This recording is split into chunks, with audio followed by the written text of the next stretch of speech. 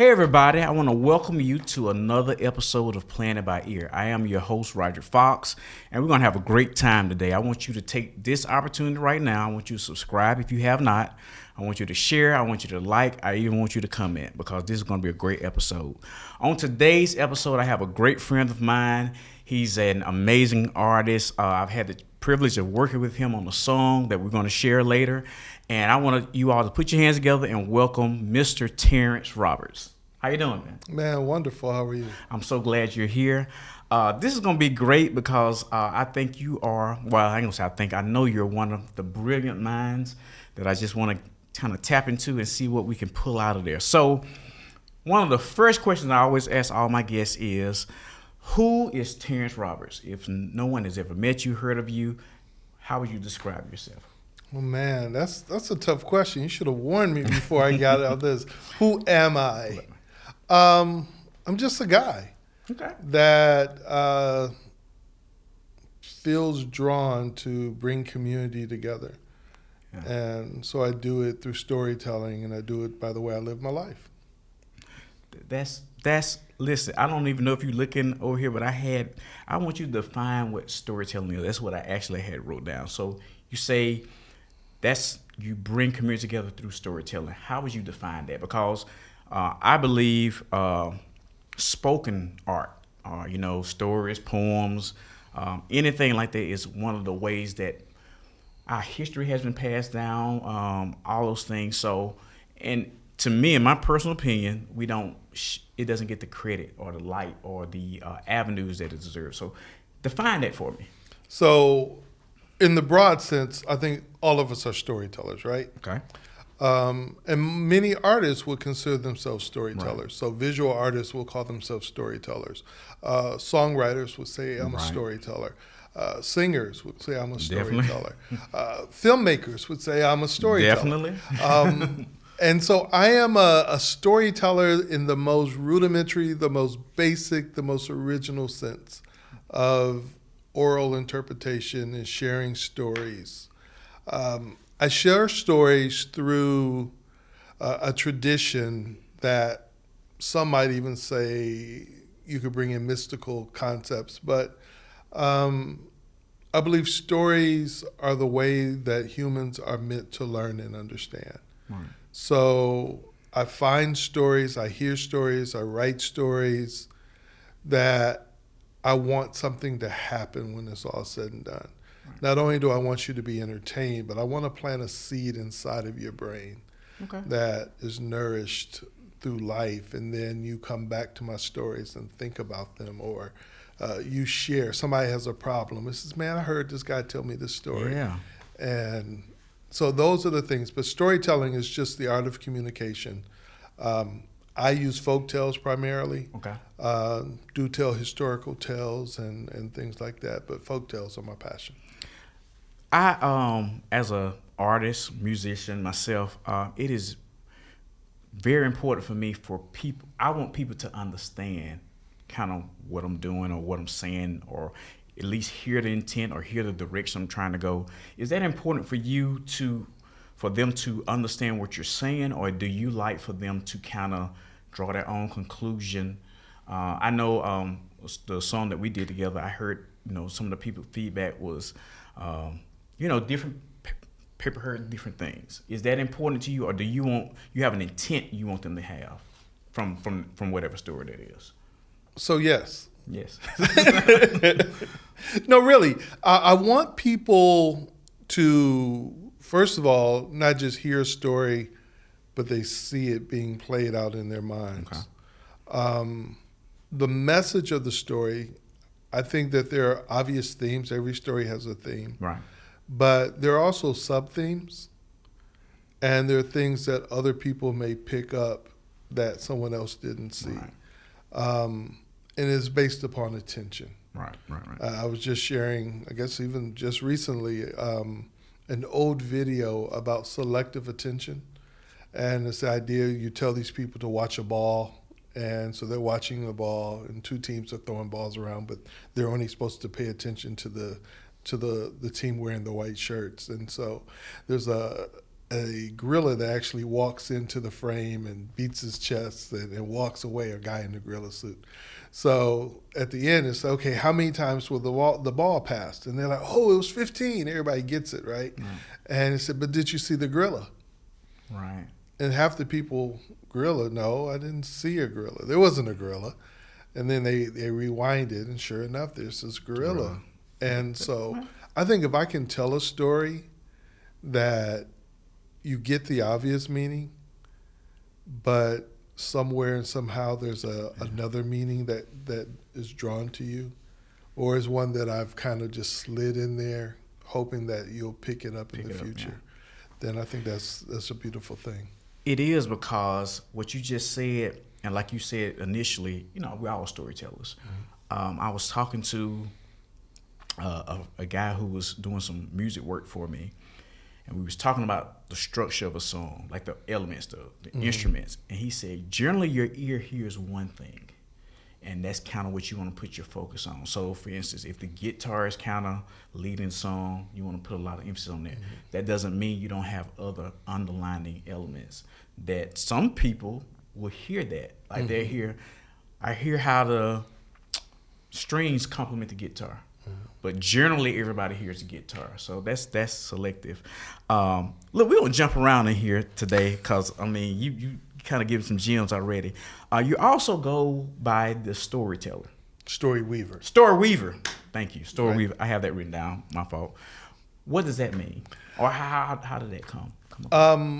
I think when I went from being a dad who tells stories to a storyteller that not only works hard but desires to be compensated for Right. their art. Yes. I was looking at names, and so I chose the StoryWeaver. One, because the weaver comes from the idea of a spider weaving a web. Right. And one of my favorite characters is Anansi the spider. Okay. Ghanaian, Shanti people. And so then it was like trying to find a cultural thing. So the idea of da, a lot of people was like, I'm da baby, I'm da this. Right. But it is just like a short for the. But most of the stories I tell are often West African in origin. And in the ancient land of Segu, there were two great kings, Dajera and Damezon. Okay. And Da was this ancient West African title that means the door. And what it meant is somebody who introduces people to their past and then escorts them into their future. And it's like, that's what I do with storytelling. Right. So I'm the StoryWeaver. And I also wear the Da title in front of my name, Da Terrence. Okay. Often in when I'm doing things. That's a little history lesson for those that don't know what Da means. You said something that one of my guests said last episode about kind of basically being a bridge between parts of your life or elements of your life. And I think that's so important for the arts to do. Like, that's what we do. Like I said, you hear a song and it takes you back to a particular time in your life, good or bad. Or for me, sometimes I hear music where it's going, like the future of it. I don't, I kind of, some of the new artists are definitely not accepted by older artists, but it's the progression of where we're going. I want to ask this. You've kind of defined yourself and kind of what you do. How did that begin?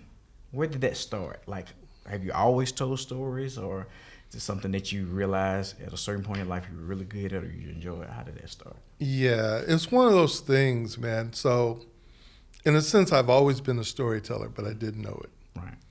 So starting out of college, went to school for broadcast journalism. Okay. Worked as a videographer, photographer, and did a lot of like video documentaries or video presentations, and then became a reporter. So I've always been a storyteller. And then I had kids, right? And so That'll I bring the knew the stories. importance of reading to your kids. Right. And so I went back and I remembered hearing these old stories, these West African fables as a kid. And so I went looking for a book and found a book. Mm-hmm. So I started off telling those stories, and I went from telling those stories to, after a while, reading the stories, and then I just start telling them. Right. Then the kids start going to school, and they always want the parents to come in and Yeah. read for the kids. So I'm like, I don't read to my kids anymore. I tell them stories. Right. And they're, come tell a story to our class. So I'm like, okay, no problem. So I come and I tell a story. And so then the next time I come, they're like, do you mind if Ms. Johnson's class, if she comes and sits in with? Yeah. And so I'm like, okay. And so then the next time it's like, do you mind if the whole first grade hears your story? Right. And so I'm like, okay. So I'm like just being a good parent. About middle school, you age out, right? They don't have time for you. I'm just saying. We're trying to create arts. I work now with a lot of that. But traditionally, they don't have parents coming in middle school. So I kind of did my own thing for a little while until another set of kids came up and I started telling stories again the same way. Yeah. And I was at a school and they had a professional storyteller. They had an arts day. So they had a professional storyteller there. They had musicians. They had all these different people and they had me. So the lady got a chance to hear me, one of the ladies, who was a professional storyteller who had been hired to come. And so she's like, man, you're really good. And I'm like, they're paying you? Like, there's money to be made doing this? Right. Ding, ding. So she shared her information and shared with me about the Mississippi Arts Commission and becoming adjudicated as a professional storyteller. And so I did, and which was really cool. It was different because everybody who just said, hey, Terrence, will you come tell a story? I kind of like slid my business card and it's like, these are my fees. And so that took a little bit, but it started with just a love to tell stories to my kids. And I think that is so crucial to arts. And I'm gonna say this statement, it might be a little controversial, but we don't do controversy. Yeah, we don't do. A lot of people start, particularly in arts, music, comedy, those things, for the money, and it's just hard to love it. It's hard to excel in it. You can write a song and it'll be a hit, but like, if you don't truly love it, you don't love the process of it, it's gonna be hard to do. It's gonna be hard to continue to do because if you do get lucky and get a lot of money, you're done. But the enjoyment of knowing that you touch those kids or plan to see that, I think that's way more than compensation helps. Don't get me wrong, but that's way more. Do you? Oh, definitely. Yeah. I'm grateful to have been gifted in an art form. Right. And the ability and the willingness to share it for free. Right, yeah. And I'm grateful that people see the value that say no, we want to compensate you for your art. We know it took a lot of time perfecting the way you're going to tell it, the costumes that you wear, the things that you do, the instruments that you carry. We value all of that. And I was surprised, I guess, really to see how people valued that work. And so I've been working professionally now for about 16, 17 years. Yeah. I have found every time I give my gift away, it comes back in spades. Wow. I used to volunteer. Just a quick story. Right. When I was in college, I wanted to learn about studying broadcasting. So I volunteered at a community TV station there in Starkville. I went to Mississippi State. Okay. Go down. But so from there, as a freshman, I get a chance to come in contact with people from the university. that also volunteered their time. So they were looking for somebody to videotape girls' volleyball games. And so I'm like, sure, I'll do it. And did it for free, just for the experience. And they said, no, we can't let you do it for free. What if we let you eat? Back in those days, the athletes had a separate place to eat, the training table, better food. Better food. So it's like, here's a free, you can eat at the training table. And so then spring football or something came, or basketball came, I think, next. And it was like, we want to do this. And so what if we give you a little bit this? And we'll pay your books. And then spring football comes. Says, what if we just give you a full scholarship and you work for the university and you do this? And I'm just like, cool. Right. But it never would have happened if I would say, well, how much? Yeah. I'm just doing it for the experience and the growth. Just experience and growth. And so that's always happens for me. Right. So telling stories, it was because I love to do it. Yeah.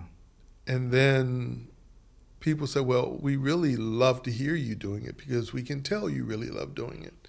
And so it's for the compensation. But doing anything for money, as a poet, as a musician, as anything, if you don't just love to play, if you don't just love to write, if you don't just love to perform, then you can get out there and be good at it. Yeah. But what if nobody has the money to? Do you just stay silent? The gift has to come out somewhere. Yeah, I always say money is the lowest form of compensation. Okay. Because there's so many relationships. One thing that I have been doing recently, just kind of studying greats. The Michael Jordans and the Kobe Bryants and all these people in different areas, and all of them have a just pure love for it. Of course, they're extremely wealthy, but they actually love doing it. And I hope, that we can find that love, that passion for it. Because, social media makes everything. We've talked about that, how social media basically blows up everything. It makes it look, I can't think of the word. But anyway, it makes it look more than what it really is. Right. It doesn't show the struggles or the disappointments or the things you need to do. That's has taken us exactly where we want to be. Kind of going through your history. That story about Mississippi State was phenomenal because it leads me to where we presently are. And before we ask that, I want to ask you, out of your experience so far, what would you say is a great story? Like, what makes a great story? Just your way. What makes a great story? Yeah. I said, man, that story was amazing. A story that invokes all of my senses. Okay. A story that I can see in my imagination. All right. A story that I can feel, physically feel. A story that moves me to a response. A story that evokes emotion, whether it's laughter or tears. Those are great stories. A story that after I've heard it, I want to go find out more. Right. That leaves me curious enough to pick up my phone and start to Google. Yeah. Or go to a library and grab a book. So with that being said, I'm just thinking, this question just came to me. You hear it like, just say a book, and it's been adapted to a movie. And you hear people say the book is better. Outside of like production or visuals, do you? I would say the book is better because your imagination can, like the movie limited what you thought. Mm-hmm. You know what I'm saying? Would you agree with that? Like, oh yeah. So I am a big. I love movies. Right. But if I know there's a book, I will not intentionally not see the movie before I've read the book. And then I'll read it to compare how my imagination saw it versus the director and the way they bring it to film. That's got to be a hard task, though. Like, as a film director, reading a book and vision. I know when I do a production or something, my idea is to bring some type of audio to the vision they have for that, and that's extremely hard because you don't always do that well. I mean, we are humans; we have limitations. Like what I hear, you don't hear, and just kind of. So I'm sure that's kind of screenwriters. We don't talk a lot about screenwriters, but they are the ones who literally take those novels and then write them in a way that fits the screen. Because as a writer, you have to be very descriptive, but you have some of the luxury as a film producer to bring those in and not have to talk about all of it. Yeah. But you have to make sure it's visible, that the selective mind catches it. Okay. So you described the great story, what a great story is to you. What is your creative process? Like you get, do stories come to you? Do you intentionally write them? Do you, how does that come? Oh, you want to know the truth? Okay. It's controversial. Okay, go ahead. I'm a thief. Okay. I thief things. Okay. And then I rearrange them so they're mine. Okay. So I could. Truth, man. It's like, I was like, oh, I love that story. Yeah. So I take it and I strip it completely down, and then I rearrange it and rewrite it for me. Right. And sometimes I'll hear a great story, so I love that story. And it's like, oh, but I don't like the way it ended. Right. So let me go in and recreate it and tell it in ways. So for me, I love to read. I love listening to other storytellers. I love going to workshops. I love to, and I'm usually pretty open. If I openly steal from somebody, right. I acknowledge them. Is that thieving then? No. Until the story becomes synonymous with me, right. And then I forget who I had it from. But initially, it's like, oh yeah, I heard this story from such and such. I think that's influence, though.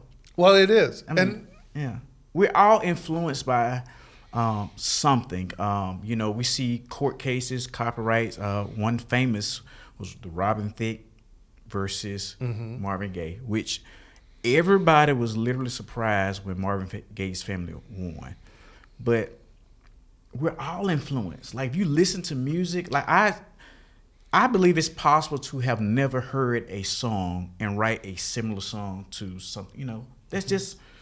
You start to say there's a concept. I forget the guy who wrote a book, but it's called the Book of Plots. But the idea is that there are only so many story plots. Right. And so it's basically how you reshape the plot. Right. And so I believe that. I think there are only so many. So there are only so many films. I mean, it seems like after a while, you're just like, I've seen this one before. For example, Titanic was a huge movie. It's a love story. Avatar was a love story. It's just different, elements to get there. But, you got somebody falls in love, you fight, blah, blah, blah. You have ships. Right, all the kind of things. So they crash. I think influence is that I definitely do that. If I hear something I like, I do what you do. I strip it down, and how can I make this apply to what I want to do? Because there's no way, especially now. You see everything all the time. So I think it's an opportunity, and I've focused on folk tales. So many of them have been written hundreds of years ago, right, and then or told for hundreds of years, and so. You hear it or you see it written down or see it performed. I do go back. I'm one of those that loves to go back to the origin if I can of anything. Right. So if I hear a folktale, I want to know where it came from, who did it, how it was done, and then I play with it to find my voice. There are some stories that I love that I can't tell. Right. That's how I love this story, but it's not my story to tell. Right. And then there are others that just, it's like they come and knock me, tap me and say, hey, tell me. Okay. So the stories kind of choose you as opposed to, does that keep you free from being like writer's block and feeling like you have to wow, I've been invited to this event. I have to come up with something just fresh freedom. and new. I have so many stories stuck in my head that the hard thing is to really be ready. But what I do when I go into an audience, I don't always come prepared with a list. Right. I look at my audience, and the stories that need to be told come to my memory. Wow. And so I tell those stories. If you say, hey, come and like today, right. It's like, what you gonna tell? And I'm like, yeah, I don't know yet. Yeah. It's like, this is what I'm thinking. Yeah. But I may get there and say, you know what? I see it. this person hurting, and they need to hear this story. And so that's how I operate. It's very spiritual, I think, but it's also very much a natural flow of the gift and how God wants me to use it. Let me ask you a question about that, kind of right there. Are you able to do that being in tune with yourself? Like, I don't know if I'm asking this the right way, but kind of being able to know yourself. Like, not saying I've done this before and I'm going to do it again, but knowing that when I get here, the right thing will happen. Are you kind of there? So, yeah. And it's nothing that I take for granted. Right. Like many artists, they'll tell you how they're afraid before they go to perform, or they're nervous. I haven't felt that in a long, long time. Because I really feel like if I'm invited somewhere, it's for a time, it's for this time, and it's for this purpose, and the story that comes to heart is going to touch someone. And so you do it. And I think what happens, it happens so often that, like, I trust. It's like, okay, God, you know what these folks need to hear. And so it's like, I've done the work. I have the stories. Right. You just tell me which ones need to be told. Wow. That's a very, like you said, that's something that you can't take for granted, because very few people are able to do that. I believe. Like you, to be able to connect with the audience, I think is the goal of any creative, or really anybody in business. If you're selling a product, you want to connect with who that product is for. Just in our case, we're kind of sharing that. I do want to kind of in a present. What are you kind of doing right now? Like, what is your something you're working on, something you're doing, or something you actively, what is Terrence Roberts doing right now? Man, I am all over the place. What am I doing? Trying to tell as many stories as I can to as many people who will listen. I have a beautiful opportunity that I've been doing now for about a year. I'm working with Mississippi Whole Schools, which is a part of the Mississippi Arts Commission. And our goal is to bring arts integration into the classroom. Yeah.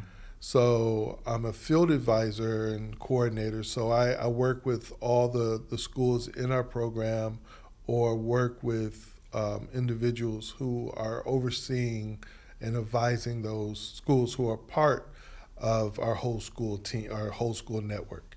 Yeah. And so I get a chance to go to schools and teach like theater one-on-ones, how to use storytelling in the classroom.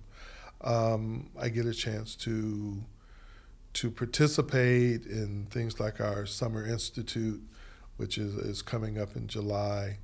I get a chance to work with young teaching artists who are just getting started. I get a chance to do those things. And then I also work, for myself. Right. And so being a teaching artist also, I get a chance to go into schools and to maybe do residencies, spend a week or spend several days working specifically on showing them how to use storytelling and drama to be more effective teachers and see how their students respond. So I do a lot of that. Wanting to really, I noticed I hadn't, the recording that we did together, but I would love to actually get back in the studio or do something Because I think grown folks need some stories. They do. And they do. So just what we were able to put together, I'd Yeah. love to be able to do like a full CD or I don't even know what to call them now. Yeah, project album yeah, or right. project. Yeah, There you go. Because that's something that's important. I thought about doing a picture book at one time, Right. with stories and photographs, and so there's a lot of things that I like to see in the future. Just giving the art not just to young people, but adults, because it's the way all of us learn. It definitely It's the way all of us learn. It definitely is, and and I believe for adults, it's important to start. The earlier you can start, of course, the better. Mm-hmm. The more exposure and things like that. I want to ask you this: would you say there are any differences in what you see in the art storytelling community now than it was when you first kind of got into? Is it different? Is it the same? Is it better? I don't want to say better and worse, but how would you describe what's different or what's not? So when I first got in, I was just as green and didn't know anything. So using my earlier analogy, I never saw the gorilla because I was so focused on the ball. Right. But I do think now there's a growing appreciation. I still don't see enough people stepping up and trying out the art form. Right. I think that's really important. I think our stories, need to be shared and shared in such a way. But I can be honest with you that when I first started, I would see a lot of schools hire storytellers for Black History Month. Right. Most Black artists would say that February is Black Employment Month because it's a lot of work. Right. We get a lot of work. Right. But what I was noticing those first years is that they were hiring Anglo storytellers to tell African stories. Right. And I was like, yeah. And for years, it was funny to me, at least, that I didn't do a lot of work in February. No. But I was grateful because I worked all year long. So where most of my counterparts were like, man, I'm so busy doing February. Right. I was like, no, but I'm working all the rest of the month. Right. So I'm not really complaining. But February is kind of low for me. Okay. But now I'm seeing in our state, and when I say others, because there are not a lot of storytellers in our state. I was going to bring that up, but go ahead. Yeah, not traditional storytellers. Right. And so we have an association of storytellers. We call ourselves LAMS. It's the Louisiana and Mississippi Black Storytellers. Mm-hmm.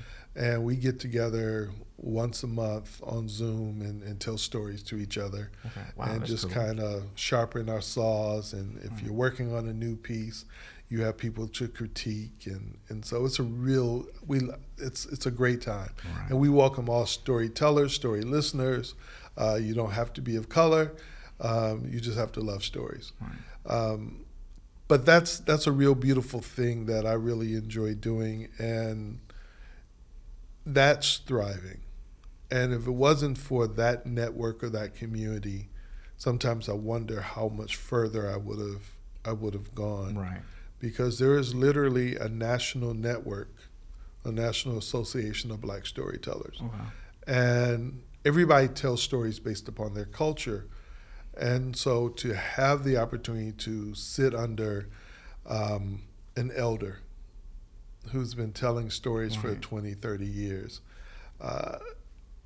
you just glean so much just sitting at their feet or going to a workshop during one of our conferences. And so those things are really great. And so I think that's beautiful. But again, I'm not seeing young people go, ooh, yeah, I want to do this. Yeah, I want to do that. But I didn't see that before. Right. But now there's more exposure because at least I know I'm telling more stories. Right. And more people are seeing it than they have before. And maybe that one kid will say, you know what? Right. That's what I want to do.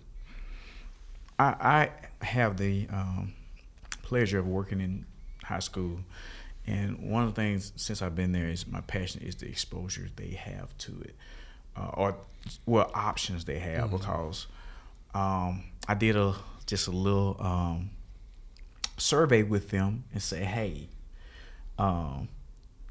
let's say your yearly salary was $10 million. So forget the money, because money. Would you want to be an athlete or would you want to be a politician? Overwhelmingly, they said athlete. And I think partially that's because they see it so often. And I could have did athlete in any other profession. I think they still would have said athlete. Or entertainer. I say entertainer. It's so easy to see, so many people who are successful because of that. We don't see storytellers. We don't see artists of different genres. Big controversy now is Beyonce and her country album. Right. But there are several black artists that have done country. Charlie Pride, you don't hear about him. Couple, but it's so many. Matter of fact, there's a group. I don't know if they're from here, but I know they've been here. I can't think of the name. Chapel Hart. Chapel Hart. So there's so many, but you don't hear that. So what our kids don't see, or what they're not exposed to, they don't know the gravity. Well, there's so much. Meridian is the birthplace of country music, right? Country music started when Dang House. Yeah. Right. But started when Jimmy Rogers was learning the blues. Right. And because of culture, right, they couldn't call it the blues because it was race music. Right. So they identified it as country. Right. And so there's always been black country singers. Right. Country began as the blues. The thing that I noticed, if you go to any blues museum, any blues place, they recognize Jimmy Rogers. Right. And it's like, well, he's country. It's not, he's the blues. Right. And because of his exposure as country, right, the blues got more exposure.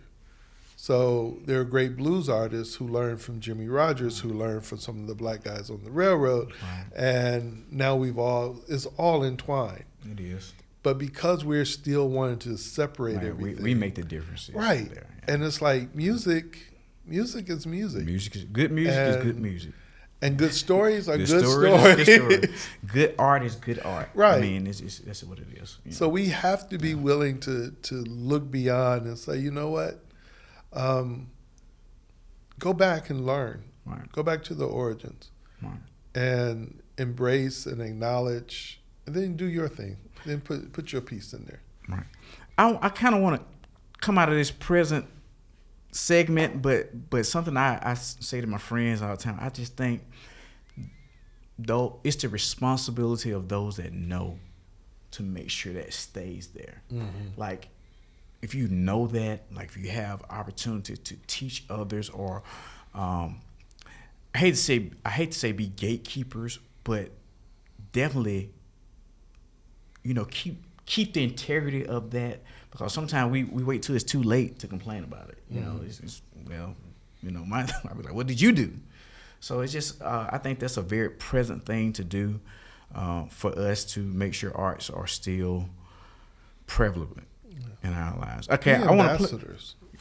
Ambassadors. See, two lines are better than one, because I could not find that word. I still haven't thought of the word from a while ago that I was trying to think. It's swole. Okay. That's what it was. Okay, there it comes. I want to play a little quick game with you, and this game is generally geared to musicians. So I'm gonna have to try to work it around. Well, I collect instruments, if that helps. You like who that? I collect instruments. Okay.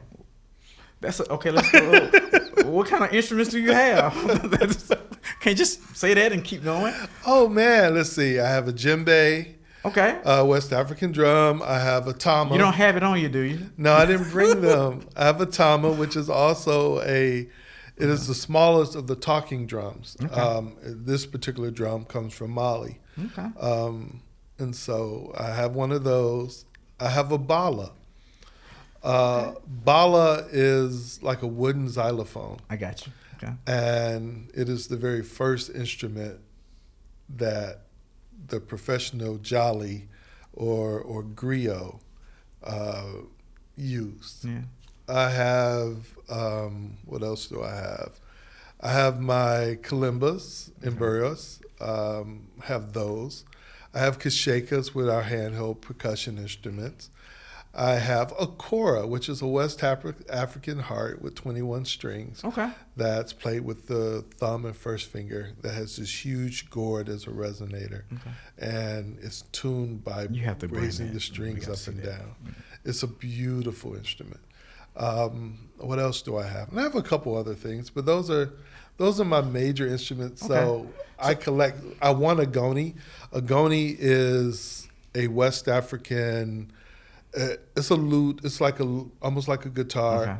Okay. Those who were captured from Africa and brought to the Caribbean and brought to America recreated that instrument, and it became the banjo. Okay, I'm glad you explained these because I was going to keep shaking my head, but somebody I don't have no clue. So, would you say you're a percussionist? I am not a musician but I collect instruments, and I use them when I tell stories. Okay. But I have no real rhythm, unfortunately. So I have to really concentrate, but I can use them to accompany a story. I got you. And so that's how I end up using them more than anything else. When you said you collect instruments, I thought you were going to say I got a 55 Gibson E335. No, but I did see the guitar presentation. Yeah. And I have one of those. Okay. Oh my God. I do. Okay. The air guitar. Okay. And I got mine back in like '78, and it is still pristine condition. Yeah. I'm a collector of instruments. I have a 1956 Hammond. I have a 1974 Fender Rhodes. I have a 1970 Wurlitzer, I think. Okay. And I got a bunch of stuff from the 80s. So I definitely can agree with that. All right, so let's see this game. I'm gonna see how I'm gonna do this. Right. I'm gonna ask you. I'm gonna ask about songs, and I'm gonna add stories into that too. First question is favorite song to sing. Now I don't know if you sing or not, but just like if you hear this song, you know the lyrics. Man. Probably Three Little Birds, okay. Bob Marley. Okay. That's probably, I actually wrote a poem and some other stuff about that song. So that's one of my favorites. Would you say that's your favorite song as well? Ooh, no. Okay. Favorite, I don't know if I have a favorite song. That's hard. That's a hard question. But definitely between Redemption Song. Okay. And War, which was the speech of King Haile Selassie I. Okay. Those are probably my favorite songs, and they all happen to be Bob Marley songs. Right. Although I wouldn't say Bob Marley is my favorite artist. Which is where I'm going. Who's your favorite artist? I'm trying to think if I have a favorite artist. I vibe off of different people at different times, right? Yeah. So like Thelonious Monk is my guy because when I got into jazz, I went all the way back to Primitive, and then it's like Monk. When I think about blues, I love me some Lightning Hopkins, man. Okay. I told you, I go all the way back to the beginning and work my way up. Right. When it comes to contemporary music, gosh, who is my favorite artist when I think just out there contemporary? I'm not sure I even have one of those. Definitely love reggae would be Steel Pulse. Yeah. You got a list. Yeah. To go down kind of. It's a lot that you are able to pull from. Right. And that fits your stories, doesn't it? It does. Okay. It does. Who's your favorite spoken artist, if you have one? Spoken word. Poetry or... What's your one you pick?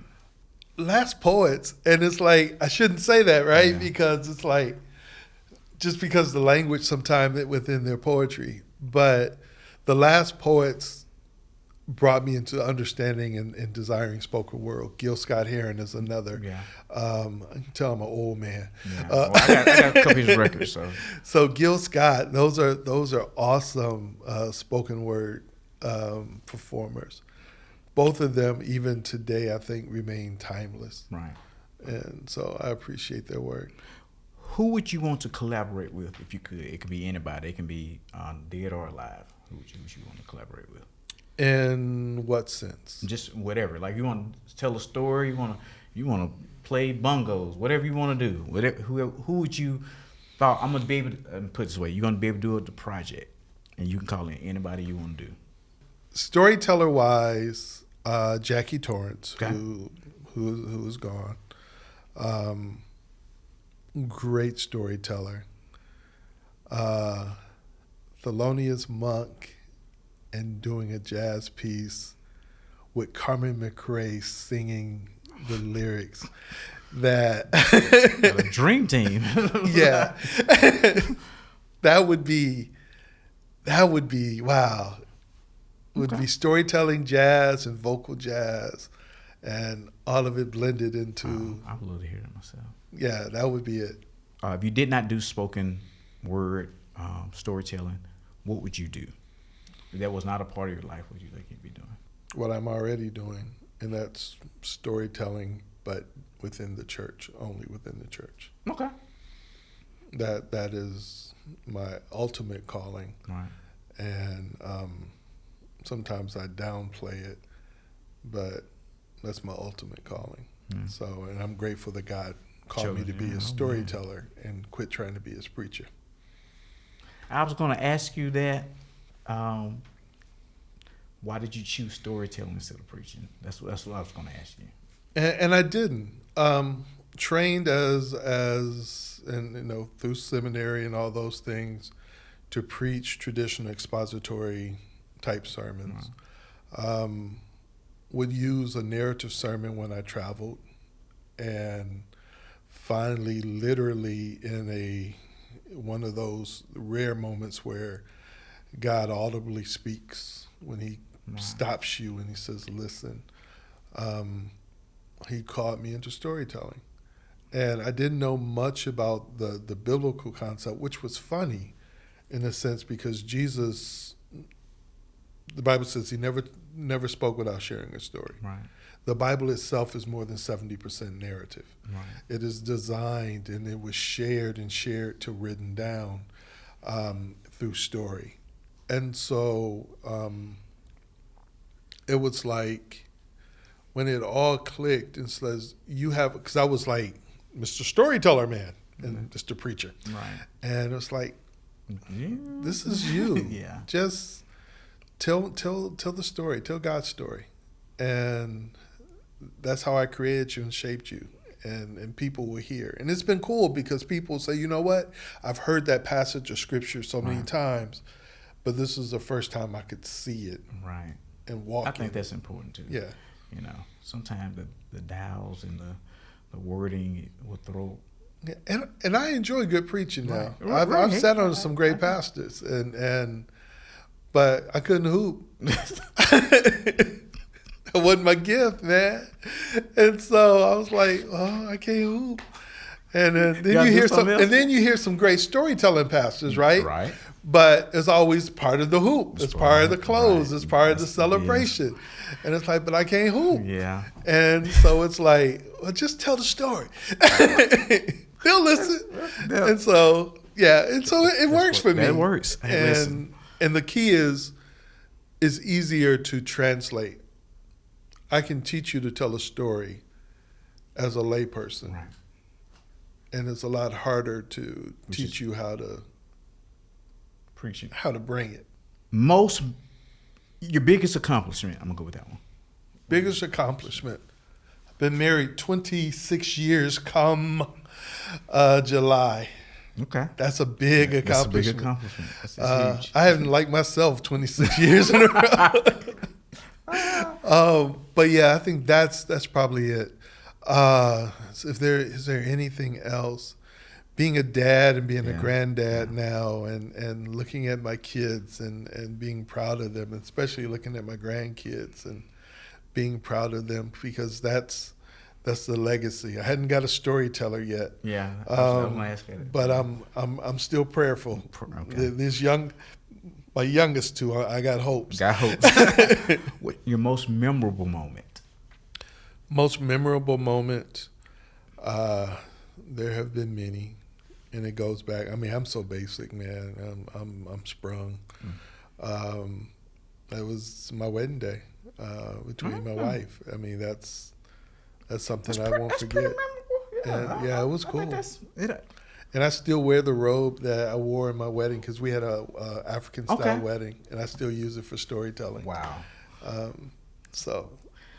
And last question for this section: the best advice you've ever been given?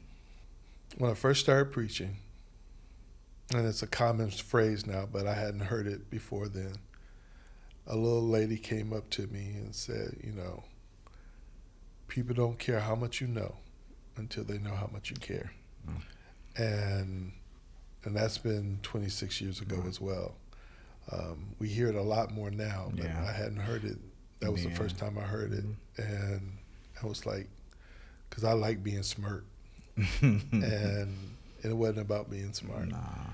And that was literally the night that I preached my first sermon. One of the mothers of the church came over and shared that with me. Wow. That's like a model for teachers now, because relationships with kids always precedes them learning, and especially with our younger generation. A lot of things my generation did because we were told to do it. There wasn't any questions asked about it, but our youth are not necessarily that way. Right. They're not. So they need to know you're in there for them. And then can kind of, okay, I want to move to what's in the future. What do you have coming up? What's next for Terrence Roberts? What's next? Just local stuff, or a little local. The end of April, I'm heading to Shreveport, Louisiana, doing 2 days of storytelling for students, and then I have an evening performance for families. So that's kind of exciting. Working in a couple of school districts throughout the state. What else is coming up? Again, just trying to plan to go into the studio and record. Yeah, let's put that out. Let's put that on that feature. I mean, that's something that I'm seriously thinking about, and I actually want to write a book. The story that I want to share, probably will share today. I put in my mind that I was going to write a book a few years ago, and wrote the story for the book, and haven't done anything with it. Right. But I did write it. Right. But I have not. I need the next step. I need illustrators, and I need to either present it to a company or something like that. What would you change about the current state of spoken art, things like that? If you could change anything futuristically, they come into you, they say, "Hey, we need your suggestions on how we can move this forward." What advice would you give there? What would you change? Or if anything? Yeah, not to take things too serious. Right. Don't be afraid to tell a story. I always get tickled, partly because I can't sing, but I sing in some of my stories.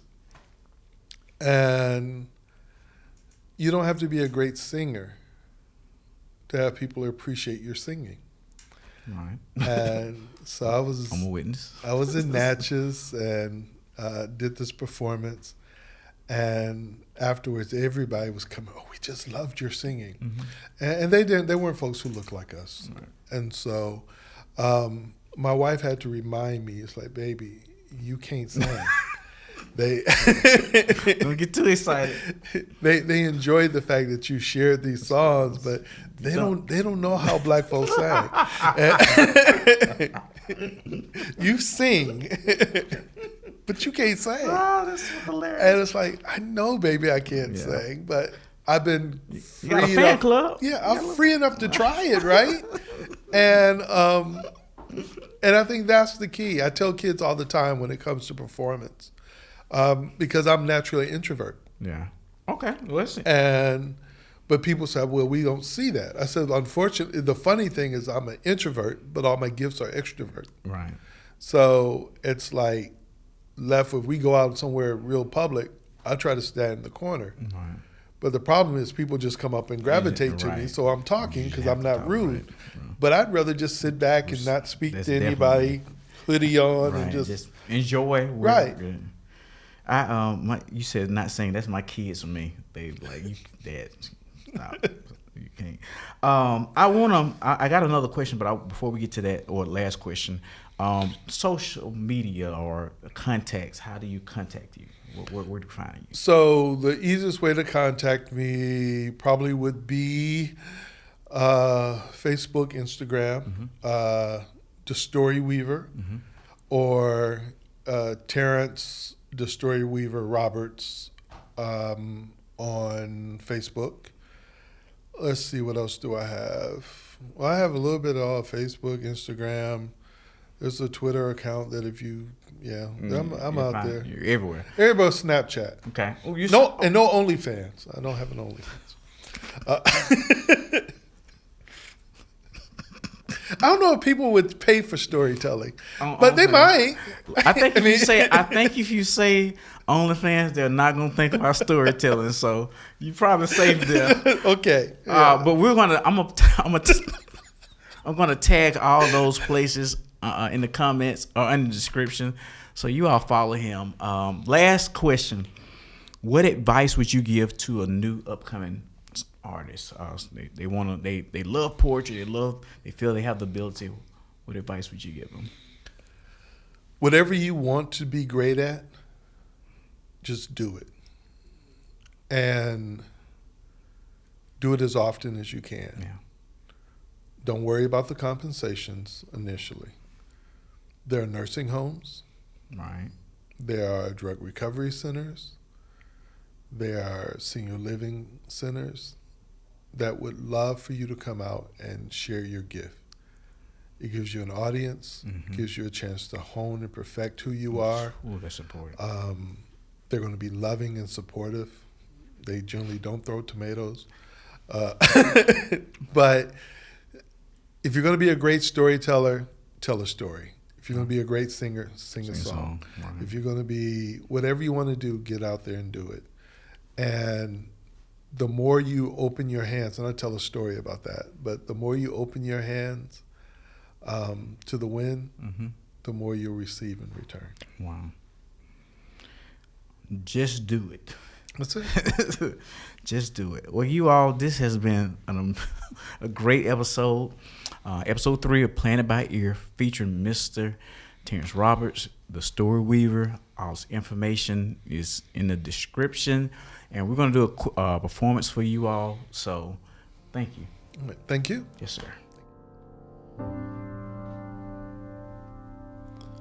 Come on a journey with me as we travel back to ancient Africa, to a small village in Ghana.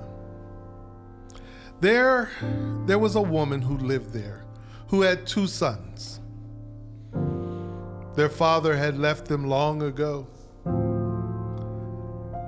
One of her sons, the oldest, she loved dearly because, let's face it, he looked like her. But that other son she despised because, yes, he looked just like his father. And every day it was a reminder of how much pain he put her through. So often she would treat the older son with love and treat him well and spoil him. You know, there's a saying that mothers have a tendency to spoil their sons. The younger son, she just didn't really want much to do with. Often she would just pack some bread inside of his robe for him to carry with him if he got hungry throughout the day, but she just let him wander. Fortunately, his wanderings took him into the village. And there he would meet with the village elders and the griots, and he learned the ways of his people. He learned their customs, he learned their values, and he learned these secret Adinkra symbols. See, each of the symbols had a proverb or a wise saying to go with them. And as he learned, he became more and more curious. He would go outside and he would watch the ants, and he was amazed at how the ants worked together. he would also look at the butterflies and how they would just fly and fly. And on this particular day, as he watched one of the butterflies, he wandered a little too far away from home. And he noticed the sun was starting to set, and as he looked around, he didn't know where he was. But he saw a small hut. So as he neared the hut, he noticed over the door frame that there was an Adinkra symbol on top. It was called Sankofa. He knew about Sankofa, and he thought whoever lived in a hut with the Sankofa symbol must be a good person. So he went to the door and he knocked. Doom, doom.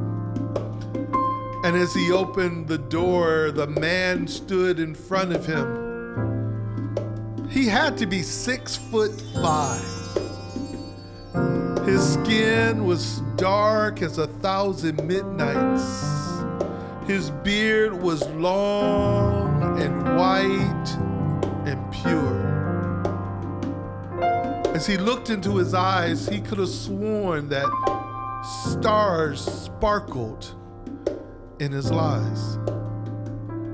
And the old man spoke. "Can I help you?" He said, "Sir, forgive me, but I was traveling and I got lost. And it's getting late and getting dark and I don't know my way home. Could you help me?" "Well, let's see, young man. Come inside. You can spend the night with me and I'll help you get home in the morning." So he goes inside. And inside it's a modest hut. I mean, there's not much there at all.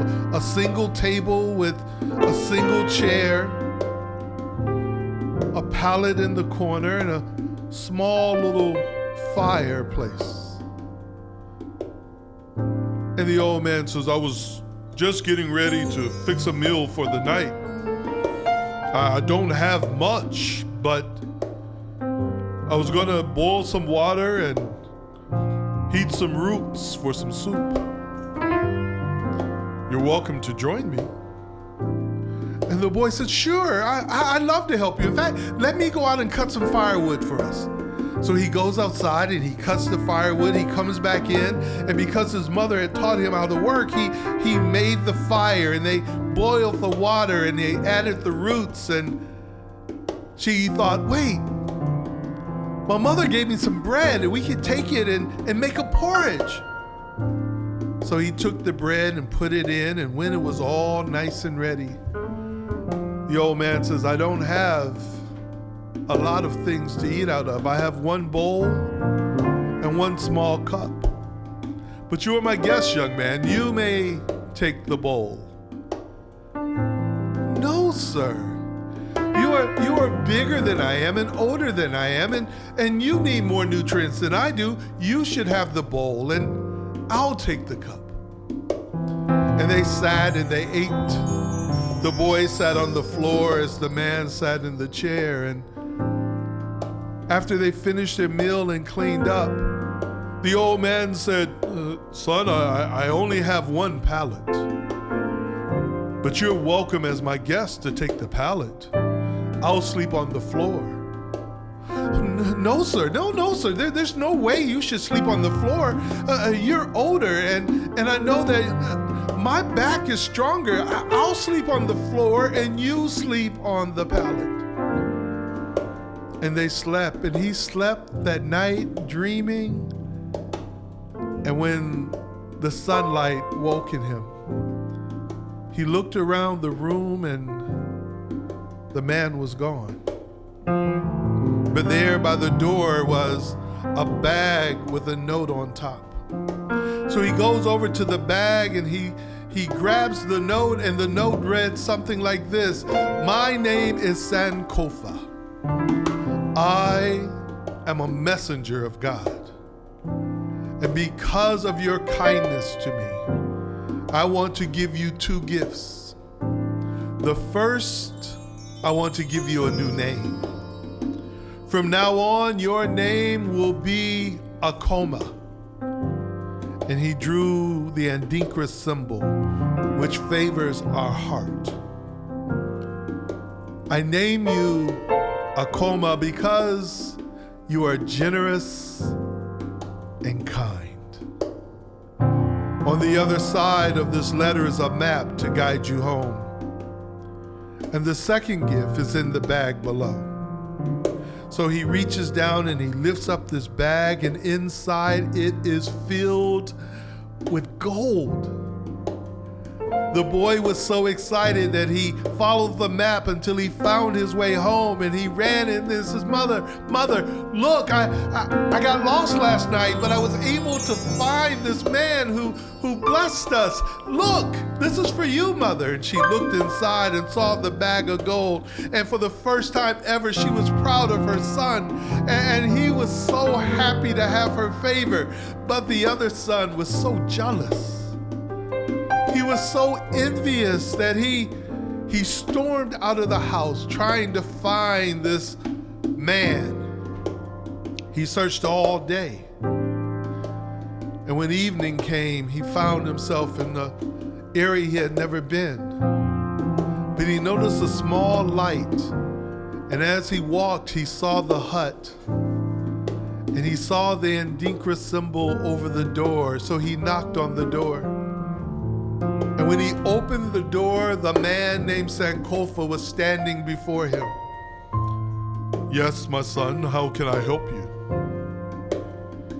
He looked up and said, man, I've been walking around, and I'm tired, and I'm hungry, and I'm hot, and I'm lost. Let me in.